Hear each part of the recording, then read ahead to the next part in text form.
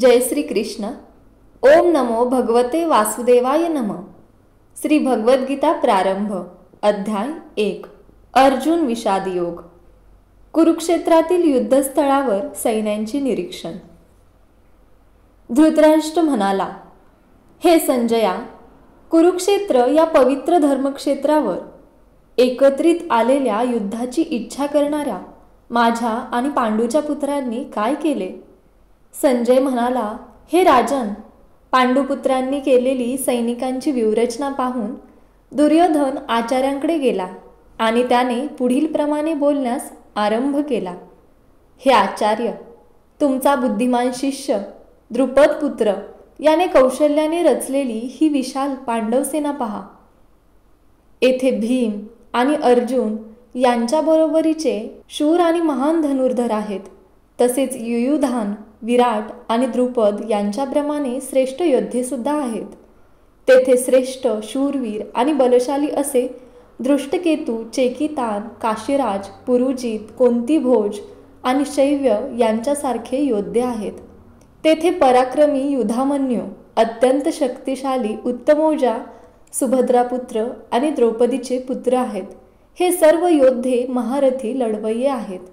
हे ब्राह्मण श्रेष्ठ, तुमच्या माहितीकरता माझ्या सैन्याचे नेतृत्व करण्यासाठी विशेष पात्र असणाऱ्या सेनाधिकाऱ्याविषयी मी तुम्हाला सांगतो. येथे आपण स्वतः भीष्म, कर्ण, कृप, अश्वत्थामा, विकर्ण आणि भूरिश्रवा नावाचा सोमदत्त पुत्र असे युद्धात नेहमी विजयी ठरणारे योद्धे आहोत. माझ्यासाठी स्वतःच्या जीवनाचा त्याग करण्यास सदैव तत्पर असलेले अनेक शूरवीर येथे आहेत. ते सर्व विविध प्रकारच्या शस्त्रास्त्रांनी सुसज्ज असून युद्धकलेत निपुण आहेत.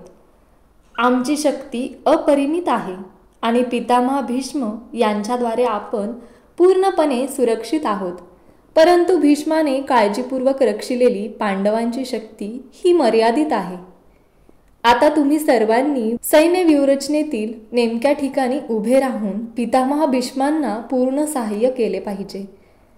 नंतर कुरुवंशातील वयोवृद्ध, महापराक्रमी आणि सर्व योद्ध्यांमधील अग्रणी अशा भीष्मांनी मोठ्याने सिंहगर्जनेप्रमाणे आपला शंख वाजवला आणि यामुळे दुर्योधन आनंदित झाला.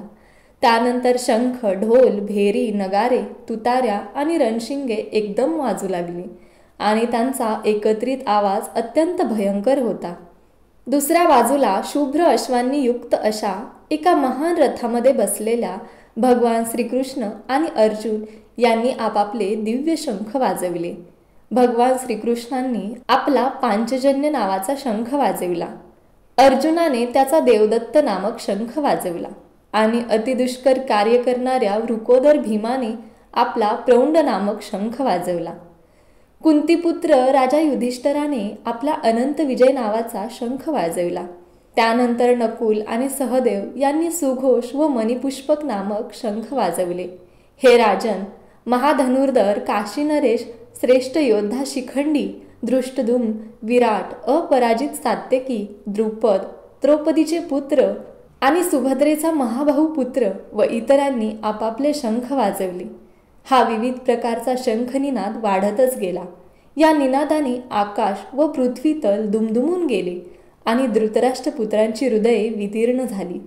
हनुमानाचे चिन्ह असलेल्या ध्वजाच्या रथावर आरूढ असलेला पांडुपुत्र अर्जुन त्यावेळी धनुष्य हाती घेऊन बाण सोडण्यास सज्ज झाला.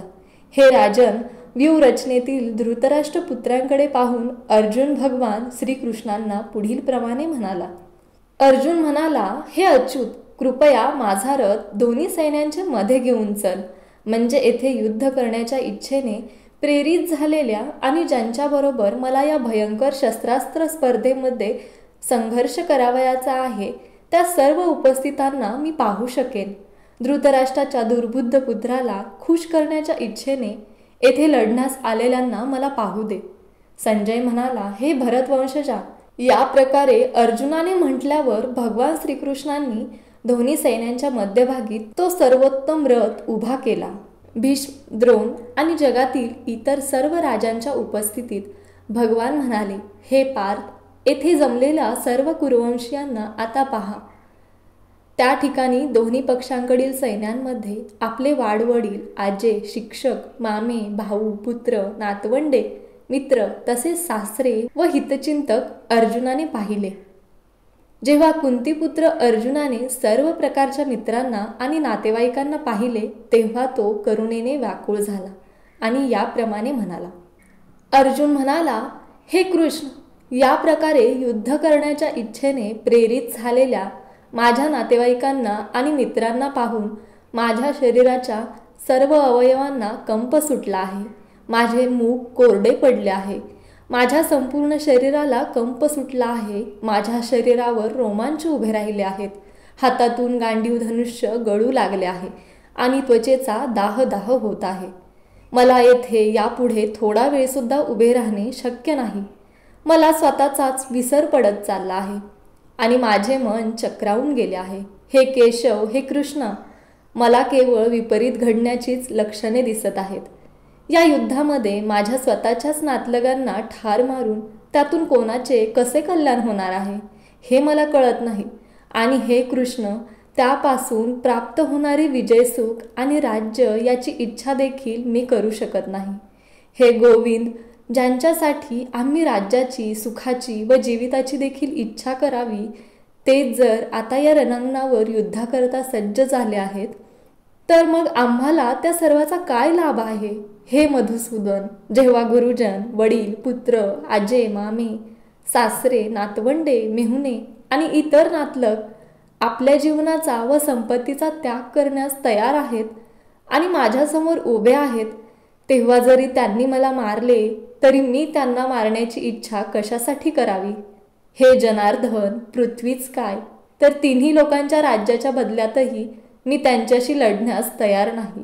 धृतराष्ट्राच्या पुत्रांना मारून आम्ही कोणता आनंद मिळवणार? या आत्ताई आक्रमकांना आम्ही जर ठार मारले तर आम्हाला पापच लागणार आहे. म्हणून धृतराष्ट्रपुत्रांना आणि आपल्या मित्रांना मारणे आपल्यासाठी योग्य नाही.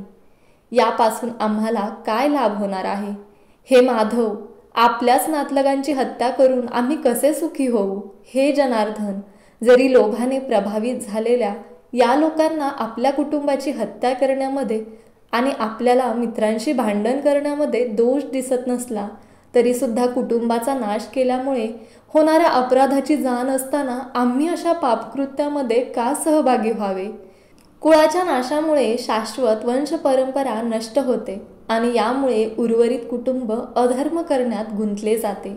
हे कृष्ण, कुळामध्ये जेव्हा अधर्माचे प्राबल्य होते तेव्हा कुळातील स्त्रिया दूषित होतात आणि याप्रमाणे स्त्री जातीचे पतन झाल्यामुळे हे वृष्णीवंशजा अवांछित संतती उत्पन्न होते. अनावश्यक संततीच्या वाढीमुळे कुळ तसेच कुळपरंपरा नष्ट करणाऱ्यांसाठी निश्चितच नरकमय परिस्थिती निर्माण होते. अशा भ्रष्ट कुळातील पूर्वजांचे पतन होते, कारण त्यांना अन्न अथवा पिंड आणि जल अर्पणाची क्रिया पूर्णपणे थांबते. वंश परंपरा नष्ट करणाऱ्या आणि या प्रकारे अनावश्यक संतती उत्पन्न करणाऱ्या दुष्ट कृत्यांमुळे सर्व प्रकारच्या सामुदायिक योजना आणि कुटुंब कल्याणाची सर्व कार्य उद्ध्वस्त होतात. हे प्रजापालक, हे कृष्णा, गुरु शिष्य परंपरेद्वारे मी असे ऐकले आहे की कुलपरंपरेचा विध्वंस करणारे नरकातच नित्य निवास करतात. अरे रे, आम्ही भयंकर पाप करण्यास तयार झालो आहोत. हे किती चमत्कारिक आहे. राज्यसुख भोगण्याच्या लोभाने उद्युक्त झाल्यामुळे आम्ही आमच्या नातलगांनाही मारण्यास तयार झालो आहोत. शस्त्रधारी धृतराष्ट्रपुत्रांनी माझ्यासारख्या निशस्त्र आणि प्रतिकार न करणाऱ्यांची हत्या केली तर तेच माझ्यासाठी अधिक चांगले होईल. संजय म्हणाला. रणभूमीवर याप्रमाणे बोलून झाल्यानंतर अर्जुनाने आपले धनुष्यबाण बाजूला टाकलं आणि मनामध्ये अत्यंत शोकाकुल होऊन रथामध्ये खाली बसला. भेटूयात अध्याय 2 मध्ये. धन्यवाद.